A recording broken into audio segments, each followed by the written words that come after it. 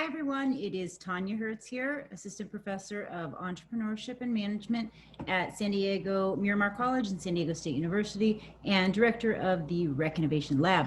So today we are talking about stress. And I'm going to go ahead and share my screen with you. And this is a fitting topic because it is a stressful time in many of our lives as we are coming up to that time of the year when just so much is going on, so many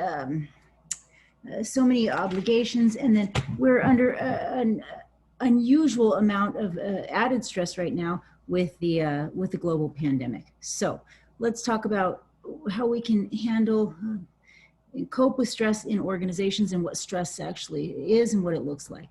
So I'm going to start by defining stress. So stress is defined as this response. It's a physiological response that we have to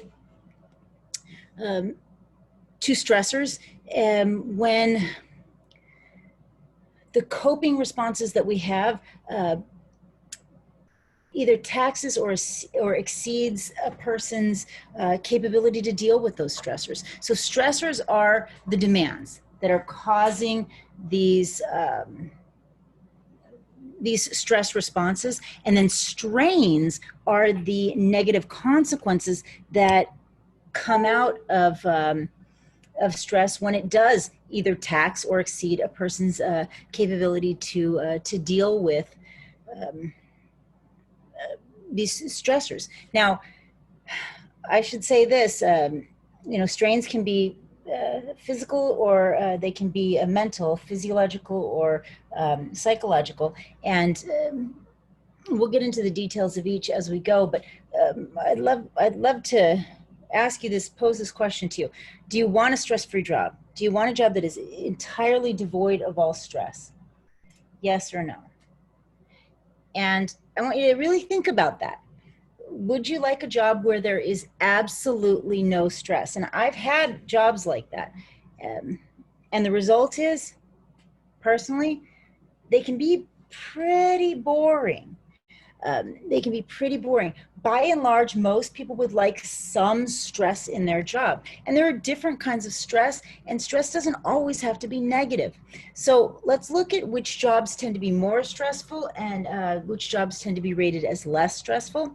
Now, this is from a survey that was done on literally thousands of individuals, asking which types of jobs they found least and most stressful. So this is on a scale of 0 to 200, and these are jobs that are rated as the least stressful. Starting over here with a musical instrument repair, scoring only an 18.77 out of 200. And you can see going up, vending machine repairs person, cashier, although I beg to differ. I'm sure some cashier jobs are more stressful than that, but by and large, remember, this is in the aggregate. Astronomer, historian, right? These are all pretty low stressful jobs. And then the most stressful jobs tend to be jobs that are a lot more taxing, but then also a lot more prestigious and a lot more challenging. You can see jobs such as a pilot, astronaut, surgeon, stockbroker, attorney, real estate agent, the US president. These all tend to be highly stressful jobs. Right? So let me go back here. As you can see, when we look at jobs that are rated as more stressful, like I said, there are also jobs that, by and large, most of us would rather have a lot of these jobs than the jobs that were listed over here, right? Not always, but these jobs do tend to be somewhat less prestigious and less challenging. Okay. So the transactional theory of stress is the way that we describe how demands are actually appraised, or how people decide whether or not something is stressful or not, and whether or not they have the coping mechanism for that demand. And we look at stressors a number of different ways. We look at them on this transactional matrix in terms of, are they a hindrance or are they beneficial, a challenge, a stressor, and do they have to do with our work life or our home life or our non-work life? And it essentially explains why some employees are more stressed out than other employees. And that has to do with the perception and the appraisal of stress. So some people tend to appraise demands as more stressful than others, and it has to do with their personality type and a number of other things, and we'll look at why here in a bit.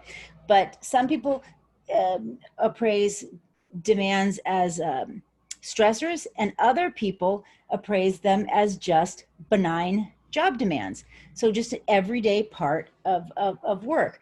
So something like a meeting or a luncheon, for some people that could be just a everyday benign part of work, where other people could consider that extremely stressful. A presentation, a meeting, a team of employees working together on a project.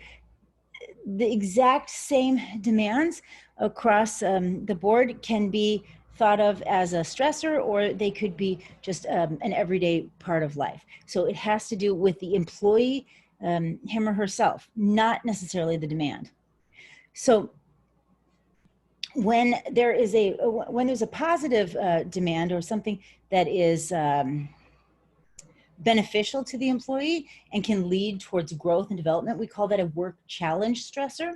And those include things like time pressure and work being more challenging, complex, and having more responsibility and autonomy, the employee having more. So by time pressure, we mean that there's not enough time to get everything done that needs to be done. This is generally thought of as a good thing, right? We don't want to have all the time in the world. And we want work to be somewhat complex so that it is not entirely boring and monotonous. And we do like to have responsibility or obligations to one another. Now, we can also have stressors at work that are not beneficial and do not lead to growth. And those include things like role conflict. And that's when one group of people expects one thing from us and another group expects an entirely different thing from us. You see this a lot when you have sales jobs, where the management might expect that the employees are fast and just very quickly get through the sales process, where the customers would rather that the salespeople take their time, explain every feature and benefit to them. And then there's a role conflict there. Role ambiguity happens when the word ambiguity means uncertainty, right? And when we don't know what's expected of us, that can be extremely stressful. I think all of us have started at companies where we're working and we don't even know what it is that we're supposed to be doing. That can be extremely stressful and not beneficial in any way. And so you can see organizations need to manage these hindrance stressors and eliminate them if possible. Role overload is a real problem here in the United States, and that's when people have just too much to do. When the number of roles or tasks that a person is assigned to do in a given day is just untenable, impossible, and just too much for them to handle. That's role overload. That's overload rather, and that is extremely stressful. And daily hassles by themselves are not that stressful, but when you add them all up, they really get in the way of accomplishing our goals. So a daily hassle might at first be not too big of a deal, but it can very, very soon turn into a true stressor and a hindrance stressor at that. So an example of this would be something like emails, right? Emails can very quickly get out of control, especially in this day and age. The average worker gets about 90 emails per day, non-spam emails per day, about 90, the average white collar worker. Now, if you can imagine that person is spending just a minute and a half answering each of those those emails. No, let's just say a minute. They're just spending a minute answering those emails. That's an hour and a half's worth of work, right? And that's just 1 minute answering them. And if, as you can imagine, a lot of emails take significantly longer than a minute to answer. I know personally, especially during COVID, the amount of emails that I've been getting and a lot of other white collar professional workers have been getting has been going up and up and up. And I'm getting hundreds of emails every single day, and it's impossible to answer them all. And that very quickly becomes extremely stressful and not in any way beneficial in the organization. So we also can experience stressors at home. We call these non-work hindrance stressors. These are negative stressors. They hinder progress towards goal achievement. And those include work-family conflict. And that's when people at home expect one thing of us and people at work expect other things of us, and those conflict. And that can be extremely negative, stressful, and not positive in any way. Negative life events are anyone who's gone through a death in the family, an illness, incarceration. All of those are very stressful. And do non-work or family hindrance stressors stay at home? Well, no, of course not. Of course not. They follow you to work and in every facet of your life. And that includes things like financial uncertainty. Although it might be the job that causes the financial uncertainty because it doesn't pay well enough, we still consider this a non-work hindrance stressor because it impacts every facet of a person's life when they don't have enough money to pay for the necessities, things like medical expenses. When we can't pay for that, there's nothing positive that comes out of that, and it can be just detrimental in every way, shape, or form. Now, there can also be positive life events that are also extremely stressful and challenging. We call those family or non-work challenge stressors. And those include things like family time demands, right? So spending time with our family and taking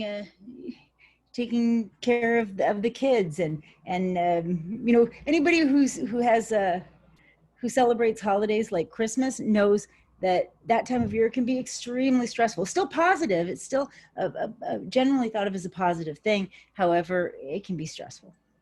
Personal development is good for the employee. It's good for personal growth, but it is also stressful.